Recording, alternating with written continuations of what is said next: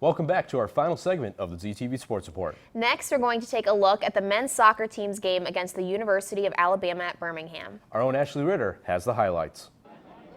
Coming off a loss on the road at Wake Forest, the men's soccer team recently looked to redeem themselves at home against the University of Alabama Birmingham. However, this would be an incredibly hard-fought game that would test both teams. Here we see examples of the Zips staying tough on defense as the Blazers tried to put up a score on the board, but Akron would keep it together to stop them, and neither team would be able to earn any points during the entire first half. As the clock continued to run down, the game grew in intensity. Here, number 6, Richie Laria, would find himself on the ground twice as things got more physical, and it wasn't long until both teams would reach their breaking point. A dispute would end with UAB player number 22 Darian Copeland receiving a yellow card, which would not be the only one of the night as both teams would face penalties. But the Zips were able to rally in the 65th minute. The only scoring play of the game starts with some great moves on defense by Saad Abdul Salam, Bryce Cragen, and Andrew Sodders, who's bringing the ball back up the field.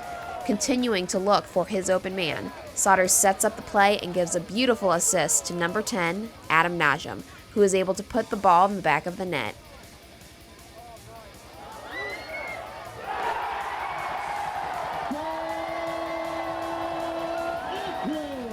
This would be the sophomore captain's third goal of the season.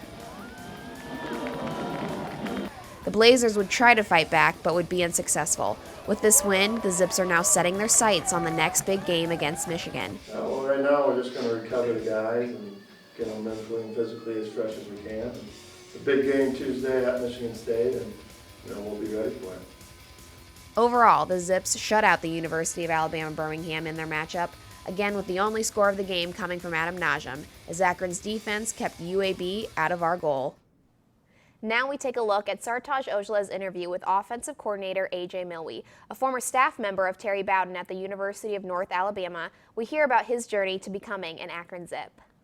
Just to have this opportunity at my age to get to be an offensive coordinator when there's people across the country that are striving to be where I'm at and on up, wanting to be head coaches and things like that. But, and that's what I strive to want to be. I want to be a head coach one day. But, just getting to be the offensive coordinator is fun. You get to, work with great guys on the offensive staff and defensive staff. And also kind of expanding upon that, you did mention that you're very young. You went from quarterback at North Alabama to offensive coordinator for Akron. Was that process and changing any difficult for you?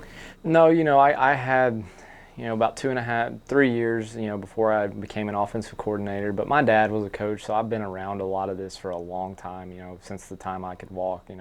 I was with my dad at every practice, and, and I always kind of filed stuff away, just thinking about, being detail-oriented. It's different going from just playing quarterback to, because there's sometimes I'm out there and I'm like, the quarterbacks are doing something. I'm like, look, here's how you can do it. And the good thing is I'm still young enough that I can show them how I want something done. Terry Bowden was one of the reasons that AJ Milwee pursued a coaching career, and he associated with him early in his high school days. I was in high school in a camp called the Bowden Academy, and that's where I originally met all the Bowdens just as a camper there. Football has just been such a huge part of my life, and so it was something that was an easy transition. Coach Bowden made it easy for me because I think I reminded him a little bit of Jimbo Fisher, who he had worked with for years, and Coach Jimbo and those types of things. And even early working with him, he'd call me Jimbo from time to time. So hopefully I can have the success that Jimbo's had in his career and get to where he is.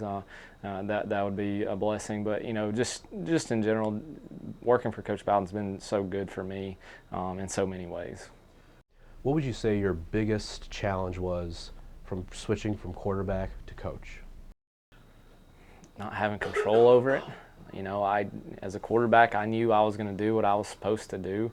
I knew the execution part of it. I knew I could execute it to my fullest potential. I knew I was going to. Now I just prepare them the best I can, hoping that it comes out that way on Saturdays. For me, it's just wanting our kids to feel success.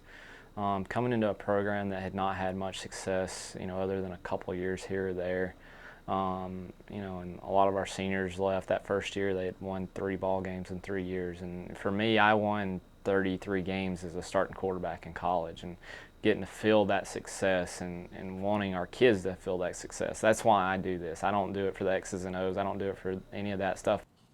What a great experience it was to talk to AJ, and we'll continue to watch the rest of the football team season and see how they do.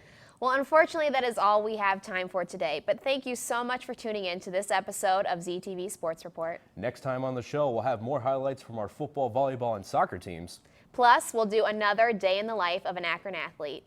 We'll have all that and more, so be sure to tune in again. Thanks for watching us today. I'm Sartaj Aujla. And I'm Elliot Georgiadis. This is ZTV Sports Report, your home for everything Akron athletics.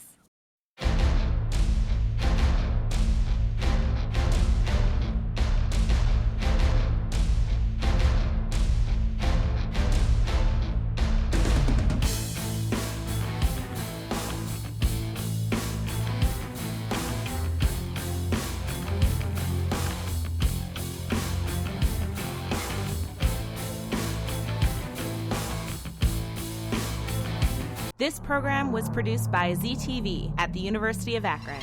To find out how you can make Emmy-winning media, visit the UA School of Communication online. ZTV. Make media. Make a difference.